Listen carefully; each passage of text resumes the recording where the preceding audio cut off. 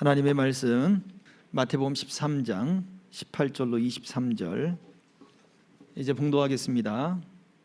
그런즉 씨 뿌리는 비유를 들으라. 아무나 천국 말씀을 듣고 깨닫지 못할 때는 악한 자가 와서 그 마음에 뿌려진 것을 빼앗나니 이는 곧 길가에 뿌려진 자요 돌밭에 뿌려졌다는 것은 말씀을 듣고 즉시 기쁨으로 받되 그 속에 뿌리가 없어 잠시 견디다가 말씀으로 말미암아 환난이나 박해가 일어날 때에는 곧 넘어지는 자요 가시떨기에 뿌려졌다는 것은 말씀을 들으나 세상의 염려와 재물의 유혹에 말씀이 막혀 결실하지 못하는 자요 좋은 땅에 뿌려졌다는 것은 말씀을 듣고 깨닫는 자니 결실하여 어떤 것은 100배 어떤 것은 60배 어떤 것은 30배가 되느니라 하시더라. 아멘. 우리가 오늘 저녁에 이 오후 시간에 함께 나눌 말씀의 제목은 오래 참음은 사랑입니다 라는 말씀의 제목으로 함께 은혜를 나누기 소망합니다. 자, 우리가 잘 알고 있는 이 씨 뿌리는 자의 비유, 이 씨 뿌리는 자의 비유에서 핵심은 무엇일까요? 여러분들은 이 씨 뿌리는 비유, 네 가지 밭에 대한 그런 비유, 돌밭, 그 다음에 길가, 그리고 가시덤불밭, 그리고 옥토라고 비유되는 이 네 종류의 씨가 떨어지는 그 장소가 있잖아요. 여러분들은 여기에서 이 비유에서 어릴 때부터 들었던 이 비유에서 가장 생각나는 대목이 무엇입니까? 우리가 가장 많이 강조가 됐던 것은 30배, 60배, 100배 이런 열매를 맺는다. 여기가 강조되기도 했었고 또 무엇입니까? 사람의 마음에 돌밭 같기도 하고 가시밭 같기도 하고 그 다음에 길가같이 단단하기도 하고 어떤 사람의 마음은 옥토 같다. 또 그런 마음에 대해서 강조가 되기도 하잖아요. 그렇죠? 여러분들은 어디에서 그 포인트를 잡습니까? 근데 오늘 이 말씀이 천국에 대한 말씀이 주로 등장하는 마태복음 13장에 있어서 가장 첫 번째 비유거든요. 두 번째 이어지는 또 씨 뿌리는 비유가 이어지는 말씀이 있어요. 거기에서는 주인이 좋은 씨를 자기 밭에 뿌렸어요. 그런데 그 뿌린 씨 밭에서 가라지도 함께 자랐어요. 그래서 가라지의 비유다라고 그렇게 설명하기도 하는데 종들이 와서 묻습니다. 아니 주인님, 우리가 좋은 씨를 뿌리지 않았습니까? 그런데 왜 가라지가 함께 자랍니까? 그때 주인은 말하기를 원수가 와서 그렇게 했다. 그러면 어떡합니까? 가라지를 우리가 뽑아버릴까요? 가만두어라. 추수 때까지 둘 다 자라게 그냥 두어라 라고 하는 이 말씀을 하고 있단 말이죠. 저는 여기에서 오늘 말씀의 포인트를 바로 하나님이 참고 인내하시는 것에 대한 말씀을 한번 발견을 했습니다. 그래서 여러분들과 함께 그것을 나누고자 하는 거예요. 마태복음 13장 19절의 말씀 속에서 예수님은 비유를 풀어서, 오늘 본문의 말씀이 이거든요, 비유를 풀어서 제자들에게 설명해 주는 말씀이었어요. 그 앞전에 사람들에게는 비유로만 말씀하셨고 제자들이 그 뜻이 무엇입니까? 라고 물을 때 제자들에게 이 비유를 풀어서 말씀해 줬다고요. 19절에 예수님이 이렇게 말씀하셨습니다. 읽어볼까요? 시작. 아무나 천국 말씀을 듣고 깨닫지 못할 때는 악한 자가 와서 그 마음에 뿌려진 것을 빼앗나니 이는 곧 길가에 뿌려진 자요. 무엇이 뿌려졌느냐라고 했을 때 천국의 말씀, 그 나라의 말씀이 뿌려졌다라고 이야기를 합니다. 맞습니다. 이 여기에 등장하는 길가나 돌밭이나 아니면 가시덤불밭이나 아니면 옥토라고 하는 이것이 단순히 그냥 여러 군데에 동떨어져 있는 그러한 밭을 이야기하잖아요. 그곳에 가면은 실제적으로 한 군데에 그 갈릴리 지역에 가서 보면 한 군데 돌을 쭉 쌓아놓고 그 돌 옆쪽으로 가시덤불, 가시 엉겅퀴들이 쭉 자라가 있고요. 또 그 안쪽으로는 밭이 되어 있고 바깥쪽은 길로 되어 있단 말이죠. 우리도 시골길에 가면 밭을 볼 때 밭에 있고 그 밭 좌우에 돌을 골라낸 그 돌들이 좌우편에 다 쭉 쌓여 있습니다. 그리고 그 돌담과 그 길가 사이에 있는 그 좁은 곳에 잡초들과 풀들과 그런 것들이 자라나게 되어 있는데, 갈릴리 그 지역엔 유난히 겨자풀도 많습니다만 가시형건께 그렇게 많이 자라더라고요. 제가 본 지역만 그런지 모르겠습니다만 정말 많이 자라요. 그 밭의 모습을 본 사람들은 얼마든지 이 이야기를 충분히 이해할 것입니다. 다른 어떤 네 군데의 장소가 아니라 바로 한 군데, 한 밭의 장소에서 일어나고 있는 모습이에요. 그러니 씨를 뿌리죠. 씨를 뿌리서 심는 게 아니라 씨를 뿌린단 말이에요. 뿌려서 바람에 어떤 씨는 날려서 그 밭의 영역을 벗어난 길가에 떨어지기도 하고, 어떤 씨는 그 밭의 경계에 있는 돌밭 사이에 떨어지기도 하고, 어떤 씨는 그 돌담을 넘어 가시 엉겅퀴가 펴 있는 바로 흙이 쌓여 있지만 다른 풀들이 자라고 있는 그 가운데 떨어지기도 하고, 어떤 씨들은 정확하게 그 밭 가운데 떨어지는 바로 그 모습을 이야기해 주는 거죠. 흩뿌리다 보니까 씨앗들이 날리는 거예요. 자, 그런데 그 씨앗들을 심는 농부의 마음은 어땠느냐라고 했을 때, 물론 30배, 60배, 100배의 수확을 거두기를 원하는 마음이 있는 거죠. 그래서 천국의 말씀이 뿌려졌는데, 그 말씀이 뿌려질 때는 그 씨앗이 정확하게 자라서 거기에서 열매를 맺기 원하는 주인의 마음이 있다라는 거예요. 그러면 잘 뿌리지 뭐하러 이렇게 좀 제대로 된 곳에 뿌리지 왜 그렇게 흩뿌려가지고 씨가 날아가게 만들어 버립니까? 라고 말을 할 수도 있겠지만, 그게 당시에 농사 짓는 모습이었단 말이에요. 그런데 중요한 것은 예수님이 이 천국의 말씀을 깨닫는 자에 대한 말씀을 해주고 있는 거예요. 그 말씀을 깨닫지 못하는 사람은 길가에 있는 사람과 같다. 그래서 그 말씀을 빼앗겨 버리는 거예요. 열매 맺기도 전에 빼앗겨 버리는 거예요. 자, 그 얘기는 하나님이 천국의 말씀, 하나님의 나라의 말씀을 지금 주고 있는데 왜 줘요? 그게 열매 맺고 풍성하게 자라기를 원하는 소망을 가지고 하나님이 말씀을 준 거예요. 그런데 그 말씀을 깨닫지 못해서 빼앗겨 버렸으니 길가에 떨어진 씨와 다를 게 무엇이냐라고 말하는 거예요. 잘못 뿌렸다 이게 아니에요. 잘못 뿌렸다 이게 아니에요. 오늘 오전에 이야기했죠. 하나님은 우리를 향한 소망을 가지고 있고, 하나님은 우리를 향한 계획들을 통해서 우리의 삶을 이끌어 가셔요. 근데 우리는 죄된 모습이 있어서 하나님 왜 그렇게 하셨냐고요? 나를 왜 그렇게 못 살게 하셨냐고요? 왜 나만 그렇게 괴롭히셨냐고요? 하나님 왜 나만 들어주시지 않았냐고요? 왜 나에게 이런 불행이 있게 하셨냐고요? 라고 주변을 이야기하고 상황을 이야기하고 하나님을 원망하게 된다는 것이 바로 우리의 죄의 완고함의 특징이라고 얘기했어요. 대표적으로 창세기 사건을 보면 왜 하필 하나님 선악과를 거기다 만들어 놓으셔가지고 그거 없었으면 우리가 죄를 안 졌잖아요 라고 이야기를 하는 것이 우리의 완고한 마음이라고요.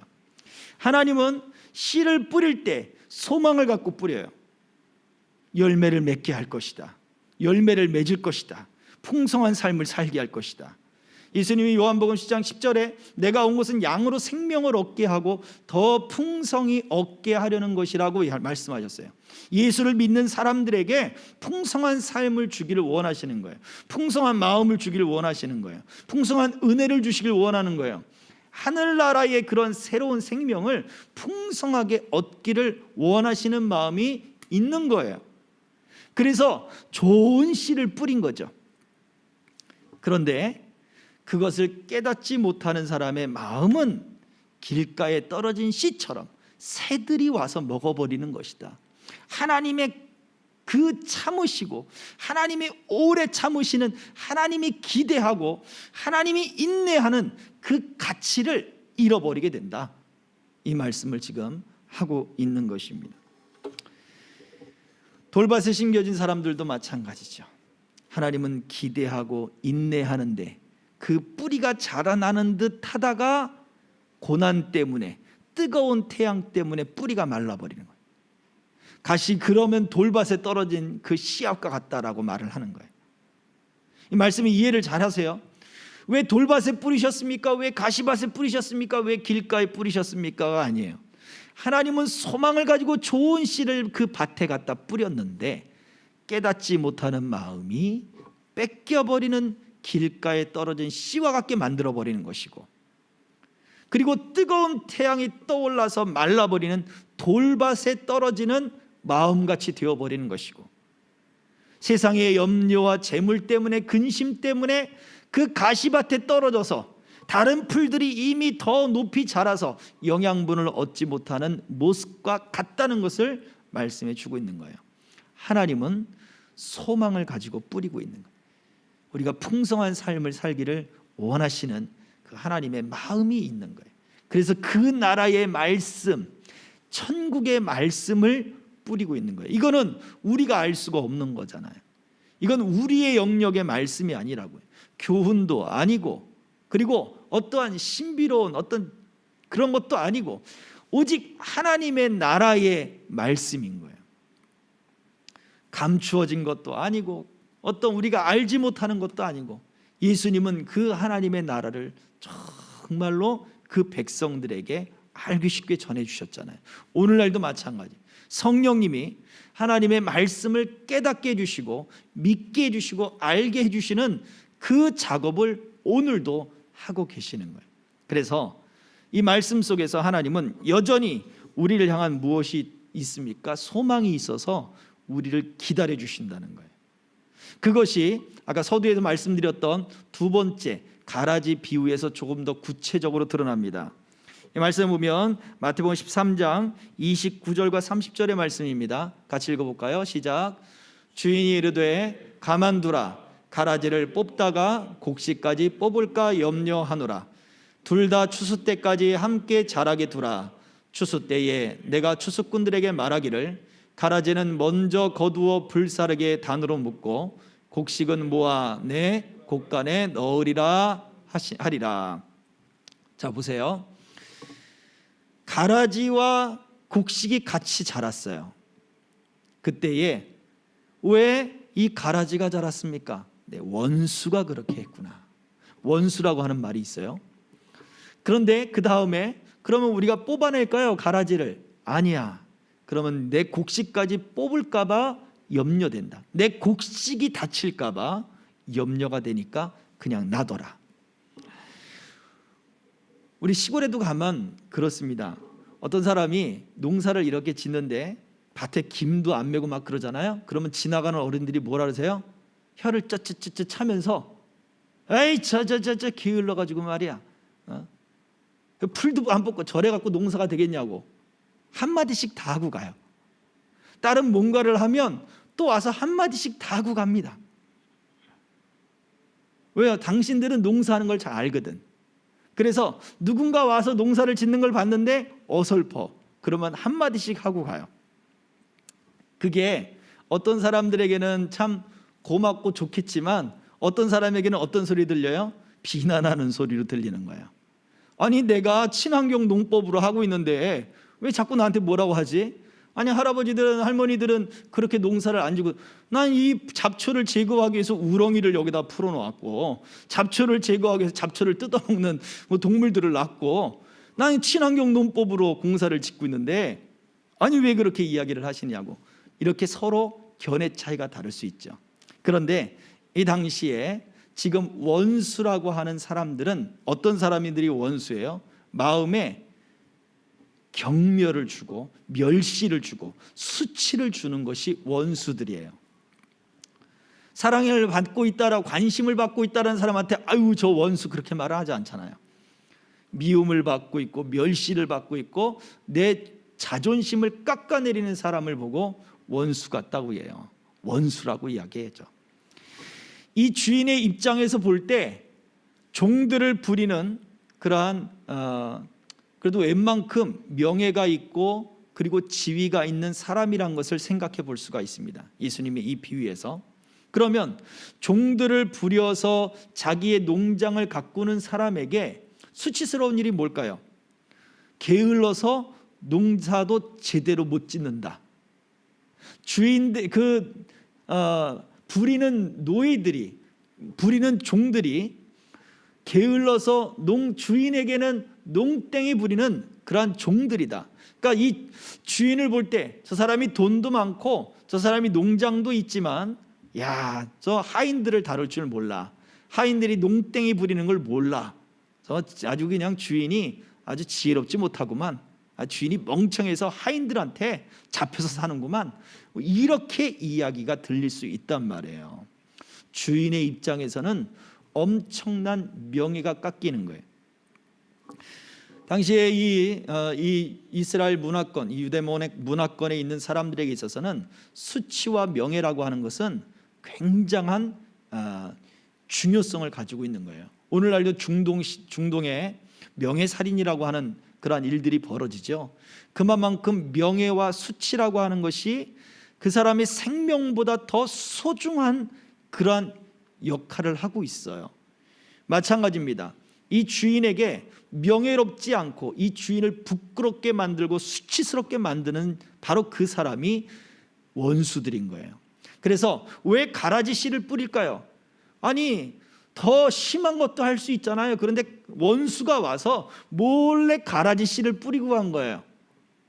가라지 캐내면 되고 뽑아내면 될 텐데, 이유가 뭐예요? 수치를 주기 위해서인 거예요.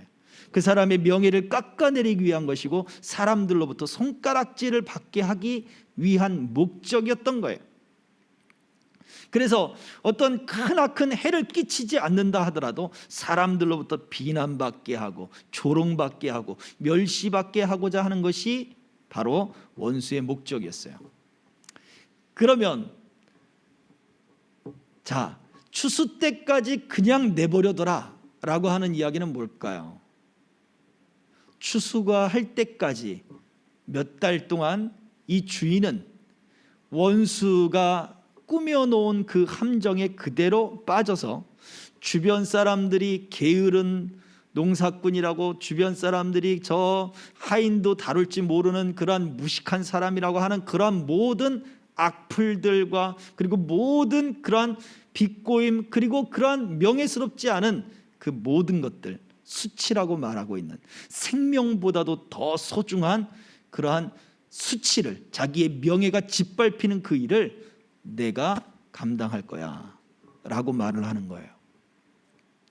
그냥 가만 놔둬라, 귀찮으니까 가만 놔둬라, 게으르니까 가만 놔둬라 라고 말을 하는 게 아니에요. 생명보다, 자기의 생명보다 더 소중한 것들을 무엇을 위해서? 자라나는 곡식을 위해서 포기하는 거예요. 그럴 수가 없는 거거든요. 이게 이스라엘 문화에서는 그렇게 할 수가 없는 거예요. 그런데 누가? 천국의 말씀, 하나님의 그 말씀이 들려진 사람들, 하나님이 기대와 소망을 가지고 있는 사람들을 위해서 그 주인이 기꺼이 수치를 당하겠다라고 말을 해주고 있는 거예요. 오늘도 성경 속에 예수님께서 실제적으로 사람들에게 도살장에 끌려가는 양같이 아무 말씀도 하지 않고 그렇게 예수님은 십자가의 도살장으로 가셨다라고 성경은 기록해놨죠. 예수님은요, 우리를 구원하시는데 어떤 모습으로 구원하셨습니까? 가장 수치스럽고 사람들이 볼 때 가장 미련하다고 생각하는 그 십자가의 죽음. 사람들이 왜 나무에 달아서 사람을 죽여요? 그게 저주라고 생각했으니까. 왜 십자가에 못 박아 죽입니까? 그게 그 당시에 가장 잔인한 형벌 중이었고 가장 극악한 죄인이 받는 형벌이었고 가장 인간답지 않는 사람이 형벌을 받는 형이 바로 십자가형이었어요. 하나님이 하나님의 자녀들을 구원하고 세상에서 우리들을 구원해낸다면 요한복음 10장 10절에서 얘기했던 것처럼 풍성한 삶을 줄 것 같으면 다른 방법으로 우리들에게 얼마든지 주실 수 있지 않겠어요? 그런데 하나님은 그 방법을 취하지 않았어요. 야, 하나님이 어떻게 하나님의 아들이라고 하는 사람이 저렇게 죽게 만들지? 당시의 종교 지도자들도 네가 하나님의 아들이거든 십자가에서 내려와 보라 라고 했죠. 십자가형을 받으시는 거예요. 사람들은 끊임없이 하나님을 향하여 하나님이 우리를 구원할 수 있으면 구원해 보십시오. 구약 시대에 끊임없는 이스라엘 백성들이 하나님께 했던 완고함의 모습이었어요. 그런데 하나님은 그 수치를 다 그냥 받으신 거예요. 그래? 다 받으신 거예요. 이유가 무엇입니까? 가라지를 뽑다가 곡식이 다칠까 염려된다. 이게 바로 하나님이 오래 참으시고 기다리시는 거예요. 그래서 천국의 말씀이 씨앗이 뿌려졌으면 그냥 그 씨앗이 갑자기 그냥 쭉쭉 커가지고 막 열리는 게 아니잖아요. 뿌리가 내려야 되고 싹이 터야 되고 그리고 자라야 되고, 자라면서도 시간이 필요하고 물도 필요하고 기간도 여러 달이 있어야 겨우 이제 열매를 맺게 되는 거예요. 하나님은 그러한 시간들을 기꺼이 참아내고 기꺼이 기다려주고 계신다고 하는 사실입니다. 마태복음 18장 26절과 29절의 말씀에도요, 이런 말씀이 기록되어 있어요. 먼저 마태복음 18장 26절을 같이 읽어봅니다. 시작. 그 종이 엎드려 절하며 이르되 내게 참으소서 다 갚으리이다 하거늘 1만 달란트를 빚진 사람이 왕에게 하고 있는 이야기예요. 너 갚아라 1만 달란트.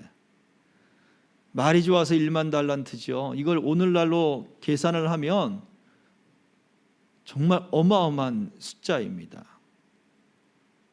하루 그 당시에 사람들이 노동하는 노동의 품삯이 한 데나리온이라고 이야기를 하고 있는데, 그걸로 계산을 하면 무게로 계산할 때만 해도 달란트, 은 달란트면 엄청나거든요. 근데 1만 달란트다. 사람이 계산할 수 없는 엄청난, 변제할 수 없는 액수란 말이에요. 그런데 그것을 이 왕이 연기시켜 준 것도 아니에요. 저 사람은 지금 내게 참으소서, 내가 다 갚겠습니다. 못 갚아요. 갚을 수 없는 액수예요. 그런데 내가 갚을게요. 내가 조금씩이라도 갚을게요. 지금 그 얘기를 하고 있는 거예요. 제발 좀. 근데 이 왕은 어떻게 했습니까? 우리가 알고 있듯이 탕감해 줘버렸어요. 연기를 시켜준 것도 아니에요. 얼마를 변제시켜 준 것도 아니에요. 그냥 다, 야 어차피 너 못 갚아, 그냥 가. 그런 말씀이었단 말이에요. 그런데 29절을 봅시다. 같이 읽습니다. 시작.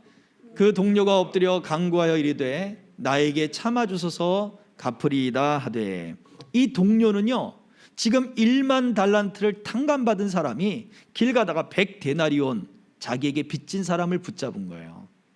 100데나리온만 해도 벌써 100일 동안의 일한 품삯이라고 계산을 하면 그것도 사실은 큰 돈이잖아요. 그런데 그 사람을 붙잡고서는 용서하지 않아요. 고소하고 고발해서 그를 감옥에 쳐넣는 거예요. 하나님이 보여주시는 용서라고 하는 것과 사람이 가지고 있는 용서, 오래 참음이라고 하는 것의 차이점을 이야기를 해주고 있어요. 여기에서 보여주는 것은 뭐예요? 사람이 갚을 수 없는 그것을 하나님은 변제를 시켜주는 것도 아니고 일정 부분을 탕감시켜주는 것도 아니고 이것을 너 언제까지 갚아라 하고 연기시켜주는 것도 아니고 완전히 없애버렸어요. 그리고서는 이 비유에서 말해주고 있는 것은 너도 가서 그와 같이 하라는 거였어요. 너에게 빚진 그 사람에게 오래 참아주고 기다려주고 그리고 그의 빚을 탕감해주고 이것을 하라라고 말을 해주고 있는 거예요. 역시나도 하나님이 얼마나 오래 참으시는가에 대한 모습을 말씀해 주고 있는데 사람들이 그것을 깨닫지 못한다라는 거죠. 고린도전서 13장 4절의 말씀을 같이 읽어보겠습니다. 시작. 사랑은 오래 참고 사랑은 온유하며 시기하지 아니하며 사랑은 자랑하지 아니하며 교만하지 아니하며 사랑에 대한 정의를 하고 있지만 오래 참는 것, 첫 번째 이야기하고 있는 오래 참는 것, 그것이 바로 사랑이다 라고 이야기를 해요. 하나님이 우리에게 말씀의 씨앗을 주고 우리에게 소망을 주고 우리 삶의 가치를 주는 데 있어서 그것이 하나님의 오래 참음이 담겨 있다는 사실을 우리는 알아야 된다는 거예요. 우리가 예수 그리스도를 믿는 이 믿음, 우리의 죄가 사해지는 것, 이거는 우리가 어떻게 할 수 없는 부분이었던 거예요. 그런데 예수 그리스도를 나의 구주십니다, 내 인생의 리더입니다 라고 내가 받아들일 때 그냥 사라지는 거예요. 죄가 사라지는 거예요. 하나님이 탕감시켜 주는 거예요. 그리고는 우리에게 사랑이라는 것을 보여준 거예요. 베드로후서 3장 9절은 또 이렇게 기록하고 있습니다. 같이 읽습니다. 시작. 주의 약속은 어떤 이들이 더디다고 생각하는 것 같이 더딘 것이 아니라 오직 주께서는 너희를 대하여 오래 참으사 아무도 멸망하지 아니하고 다 회개하게 이르기를 원하시느니라. 아멘. 다 회개하게 이르기를 원하시느니라. 하나님이 그처럼 우리를 오래 참는 이유가 무엇이냐? 바로 우리에게 기회를 주시는 거예요. 30배, 60배, 100배의 열매를 맺었다는 것은 그 씨앗에게는 기회인 거예요. 또 그 씨앗을 받아들이는 그 밭도 기회인 거예요. 그 열매를 맺고자 해서 또 그 열매를 수확을 해서 그것을 거두어서 무언가 일을 하고자 하는 씨 뿌리는 자의 기회인 거예요. 오늘 우리가 예배를 드린다, 하나님을 믿는다, 하나님은 우리에게 오늘도 기회를 주시는 거예요. 어떤 기회냐? 어떤 사람에게는 회개의 기회일 것이고, 어떤 사람에게는 풍성한 삶의 기회일 것이고, 어떤 사람에게는 가치관이 바뀌어지는 기회다라는 것을 우리는 기억해야 할 것입니다. 한 탈북민이 한동대학교에서 강의를 하는 영상을 잠깐 보았었습니다. 근데 재밌는 이야기를 해요. 무슨 얘기를 하냐면 탈북민에게 있어서 가장 필요한 것이 무엇인 줄 아세요? 라고 묻더라고요. 탈북할 때 있어서 가장 필요한 거, 그게 뭘까요?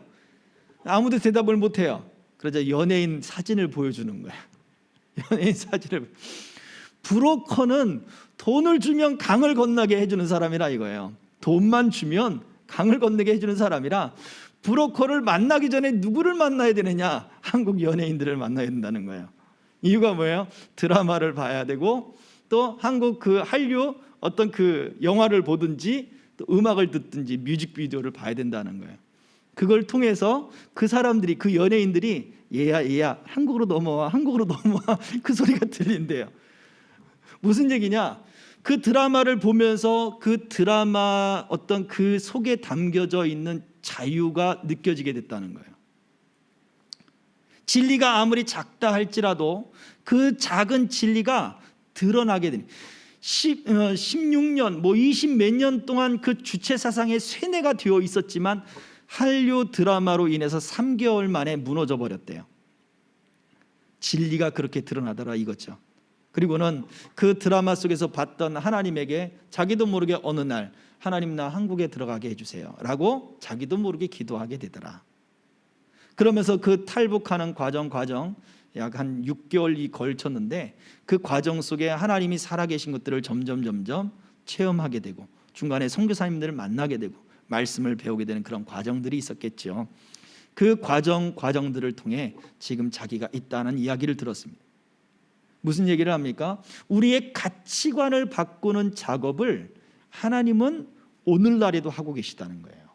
그게 어떤 사람에게는 그냥 드라마였던, 주체 사상에 가득 잡혀 있던 사람이 한류 드라마를 보면서 그의 가치관이, 생각이 바뀌어지게 되는 것처럼 하나님은 우리에게 하나님의 가치를 심어주는 도구가 있는데 그것이 바로 그 나라의 말씀, 하나님의 말씀, 성경이라고 하는 거죠. 그래서 하나님은 우리를 오래 참아 기다리시는 거예요. 계속해서 우리에게 말씀을 뿌리시는 거예요. 계속해서 하나님의 기대를 뿌리시는 거예요. 하나님의 가치를 뿌리시는 거예요. 우리 생각에 뿌리고 마음에 뿌리고 계속해서 뿌려요. 뭐 하시면서? 오래 참으시면서. 그것이 고린도전서 13장 4절에서는 바로 그 오래 참으심이 사랑이다 라고 말해주고 있는 것입니다. 자, 말씀을 정리해 해보도록 하겠습니다. 같이 읽어볼게요. 시작. 하나님의 오래 참음은 충분한 기회를 주기 위한 인내의 표시이며 사랑 그 자체입니다. 성도의 오래 참음은 아브라함이 보여준 믿음과 소망의 모습이기에 아브라함처럼 하나님의 약속들을 상속받을 수 있습니다. 네, 그 부분에 대해서는 다음 시간에 다시 한번 또 전해 보려고 합니다. 그러나 우리 오늘 이 말씀 속에서 중요한 것은 하나님의 오래 참음은 우리들에게 충분한 기회를 주기 위한 사랑의 표시라고 하는 거예요. 우리의 마음의 밭이 묵은 땅을 기경해야 된다, 우리가 돌밭이 아니라 옥토같이 돼야 된다 하는 이러한 것들이 강조되는 이유도 바로 하나님이 우리에게 주시는 기회가, 그 기회가 인내의 기회, 하나님이 오래 참으심이 우리에게 기회가 되기를 원하는 거예요.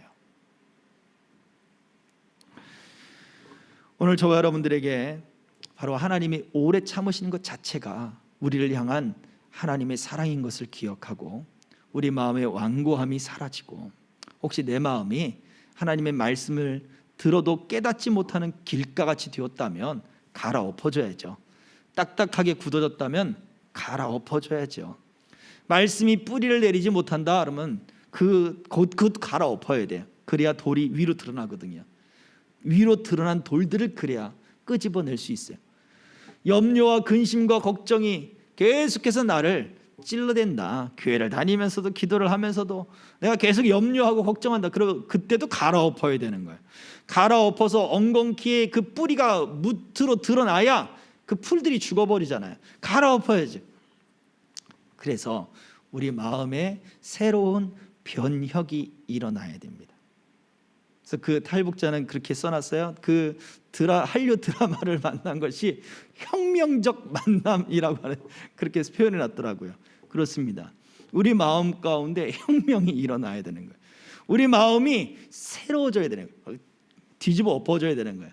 이전까지 내가 그냥 이대로 하는 마음이 있었다면 그게 뒤집어져야 돼요. 내가 하나님을 더 사랑하고 싶습니다. 하나님이 내게 기회를 줄 때 내가 그 기회를 붙잡는 자가 되고 싶습니다. 하나님이 나를 위해서 풍성한 그 삶을 주기 위해서 오셨다고 했는데 하나님, 내가 그 기회를 붙잡고 싶습니다 하는 마음들이 일어나야 돼. 저와 여러분들에게 이러한 소망이 일어나기를 주의 이름으로 축복합니다. 우리 교회는 이러한 소망들이 더 강력하게 일어나야 돼요. 우리에게 필요하거든요. 우리도 그렇고 교회도 마찬가지고, 우리 생명길에 우리 함께 기도하는 우리 사람들이 있는데 제가 그분들을 생명길 동행자라고 표현하고 있는데 그분들에게도 마찬가지예요. 기도하면 하나님이 역사하시는 그런 혁명적인 그런 사건들이 일어나야 돼요. 그래서 하나님이 우리에게 기회를 주실 때 기회를 붙잡고 또 풍성한 열매가 저와 여러분들 삶 속에, 우리 교회 가운데 더욱더 많이 나타날 수 있기를 주의 이름으로 축복합니다. 아멘. 이 시간 우리 같이 함께 기도하겠습니다. 이 시간에 말씀을 생각하며 함께 기도하겠습니다. 우리를 향해서 오래 참으시고 기회를 지금도 계속해서 주시는 하나님, 내가 하나님이 주시는 기회들을 붙잡게 하여 주시옵소서. 하나님, 내 삶이, 우리 가정의 삶이, 그리고 내가 행하는 일들이 하나님이 우리를 향해서 주시고자 하는 풍성한 삶들이 나타나게 하여 주옵소서. 하나님의 말씀을 내가 듣게 하시고 믿게 해주시고 순종하게 해주셔서 30배, 60배, 100배의 열매를 맺는다고 했는데 하나님, 내 안에도 이러한 풍성함의 혁명들이 일어나게 하시고 이러한 믿음의 새로움들이 일어나게 하여 주시옵소서. 같이 합심하여 통성하여 기도하겠습니다. 할렐루야. 살아계신 아버지 하나님, 은혜와 사랑을 감사합니다. 아버지 하나님, 우리에게 새로움을 허락하시는 주님, 우리를 향하여 오래 참으시며 그 사랑을 주시는 주님, 아버지 하나님, 우리에게 기회를 주실 때 주여 우리가 그 기회를 온전히 붙잡기를 원합니다. 하나님, 우리를 향하여 오래 참으실 때 주여 그 아버지 하나님의 사랑을 붙잡고 하나님 아버지 30배, 60배, 100배의 하나님 그 풍성한 삶의 열매들을 하나님 우리가 맺어가길 소망합니다. 교회가 아버지 하나님 풍성한 그 믿음의 역사가 나타나기를 원하고 하나님 교회 몸된 우리 성도들의 삶 속에 하나님 저들의 학업과 직업과 아버지 사업 속에 하나님 직장 생활 속에 하나님 저들의 육체와 저들의 마음 속에 저들의 모든 가치관 속에 아버지 하나님 말씀으로 말미암는 새로운 가치관들과 하나님의 나라의 소망들과 믿음의 역사들이 일어나기를 원하오니 주여 주여 주여 우리 성도들 한 사람 한 사람을 주님 아버지 그 말씀과 은혜 가운데 하나님이 함께 해주시고 우리를 향하여 오래 참으시며 우리를 향하여 기다리시며 우리에게 기회를 주시는 하나님의 그 사랑을 더욱더 깨달아 알며 그 사랑 안에 거하는 아버지 하나님 복된 성도들 다 되게 하여 주시옵소서. 하나님 손으로 하는 것들이 복이 되게 하시고 아버지 기업을 경영하며 사업을 꾸려나가는 것이 하나님 앞에 복이 되게 하여 주시옵소서. 우리가 근심과 염려가 있지만 주의 말씀이 우리 안에서 열매 맺을 수 있도록 주여 내 마음의 모든 근심은 다 사라질지어다 염려가 사라질지어다 아버지 하나님 말씀이 믿어지지 못하게 하는 모든 것들 모든 장애물들이 예수의 이름으로 사라지게 하시고 아버지의 말씀이 우리의 삶과 우리의 가치관을 바꾸며 변화시키며 긍정적이 되게 하며 소망이 있게 하며 주여 감사가 있게 하시고 아버지 하나님 그 믿음의 역사를 나타내는 하나님 복된 열매들이 다 되어지도록 하나님이 붙잡아 주시옵소서. 주여 주여 주여 우리를 이끄시고 함께해 주시옵소서. 우리를 위하여 오래 참으시며 우리에게 그 사랑으로 오래 참으심을 나타내시는 하나님, 그 참으실 뿐만 아니라 또 우리에게 충분한 기회를 주시는 아버지 하나님, 우리 마음이 새로워지기 원합니다. 그 기회를 붙잡기 원합니다. 우리의 삶을 풍성하게 하고 우리의 생명을 풍성하게 하시는 하나님의 그 생명의 기회들을 주님 내가 붙잡기 원합니다. 주님 내가 마지막 때 같은 그런 위치에 놓여 있다 할지라도 주여 주께서 낙원에 계실 때 나를 기억하옵소서 하나님 외치던 한평 강도의 모습처럼 주님 절박합니다. 아버지 하나님 이 절박한 심령에 하나님 기회를 주시면 30배, 60배, 100배의 풍성한 생명의 열매가 맺힐 줄 믿사오니 오늘 이 자리에 앉아있는 또 하나님 영상을 보는 하나님 절박한 저들의 심령 속에 우리 생명길의 모든 동행자들 속에 하나님 이 기회가 풍성하게 있게 하시고 이 기회가 생명같이 하나님 저들에게 주어지게 하여 주시옵소서. 삶의 모든 곳에서 하나님 풍성한 열매를 맺도록 우리에게 믿음이 일어나게 하시고 주여 소망이 일어나게 하시고 하나님과 말씀을 통해 하나님과 더 깊은 교제가 일어나도록 하나님 우리를 붙잡아 주시옵소서. 사랑하는 주의 성도들 하나님이 기억하여 주시되 영육간에 강건함 주시고 행하는 일들마다 아버지 하나님 살아계신 증거들이 더 하나님 풍성하게 나타나도록 이끌어 주시옵소서. 감사를 드리며 예수 그리스도의 이름으로 기도하옵나이다. 아멘. 지금은 우리의 구주 되신 예수 그리스도의 은혜와 아버지 하나님의 풍성하신 사랑하심과 그 오래 참으심과 성령님의 내주교통 감동 경외하심이 오늘 그 하나님의 오래 참으심 속에서 하나님으로부터 그 생명의 기회, 소망의 기회, 그 믿음의 기회를 붙잡고 아버지 믿음의 삶을 살아가기를 소망하는 우리 남녀종들 머리 위에 저들의 사업 위에 학업 위에 가정 위에 이 나라 이 민족 위에 우리 교회 위에 선교사님들 위에 이제로부터 영원토록 항상 함께 있을지어다. 아멘.